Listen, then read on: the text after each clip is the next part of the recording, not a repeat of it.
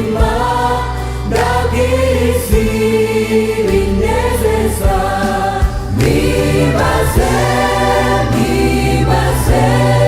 Yesu wanyijije ibyaha, anyigisha kumuramya mboneze iminsi yose. Nibaze Yesu wanyijije ibyaha. Nibaze Yesu wanyijije ibyaha, anyigisha kumuramya mboneze iminsi yose. Nibaze Yesu wanyijije ibyaha.